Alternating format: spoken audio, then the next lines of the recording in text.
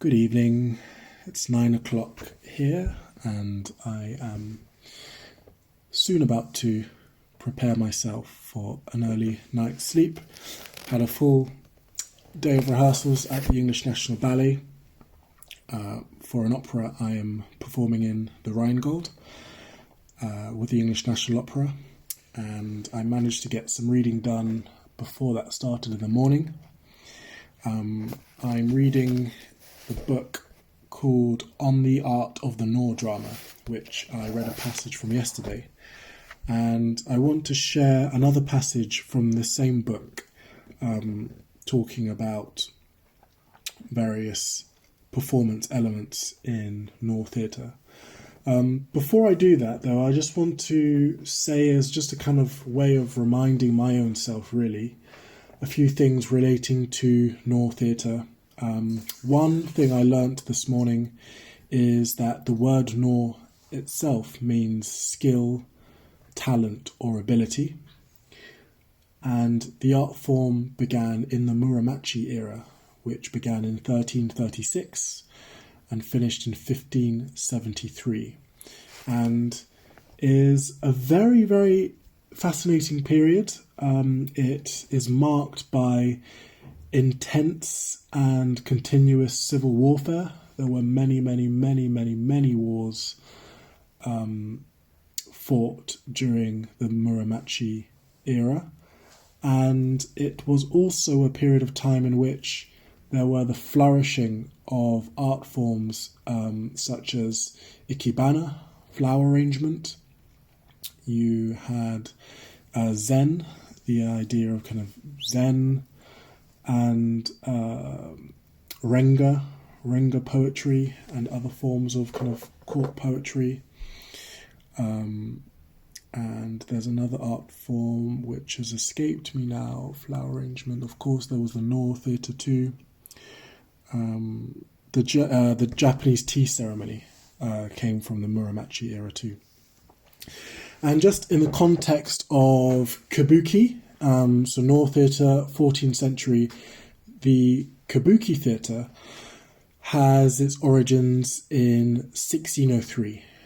So that's early 17th century, when it really began on the dry beds of the Kamo River in Kyoto with a dancer named Izumu no Okuni. So about 300 years separate Nor and kabuki. And as I was saying yesterday, I have something inside me is saying that to continue to understand and delve deeper into kabuki, I need to further my understanding of Nor theatre.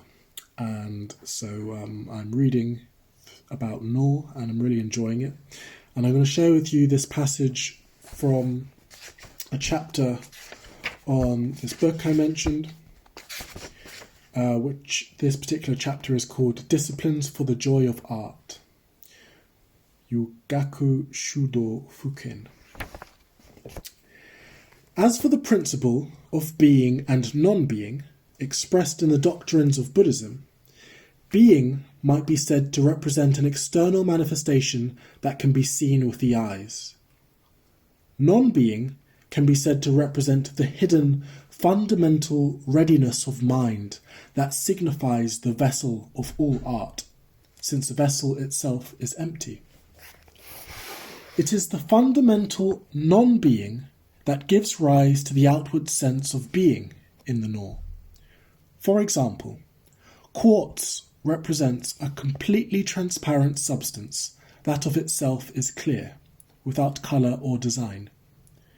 Yet from it, fire and water can be born. If elements so different in character as fire and water can issue from this colourless matter, what chain of cause and effect can bring this about? There is a certain poem as follows. Break open the cherry tree and look at it. There are no flowers, for they themselves have bloomed in the spring sky.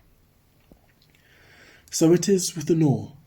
What gives the actor the seeds for endless flowering in every aspect of his art is that interior spiritual power that lies within him.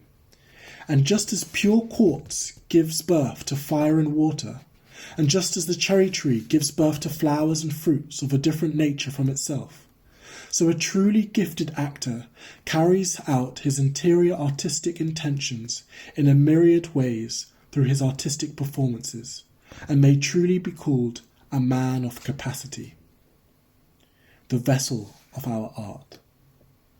Indeed, in the meritorious, life-sustaining art of the Nor, there are many elements of nature: flowers, birds, the wind, the moon, that adorn it.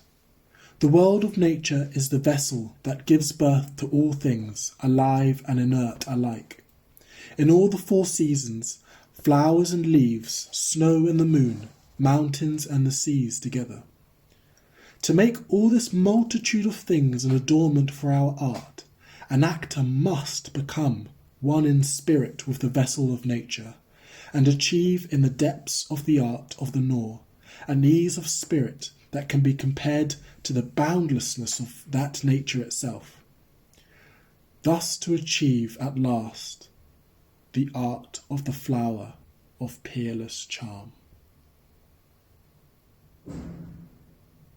Good night, and I shall see you tomorrow.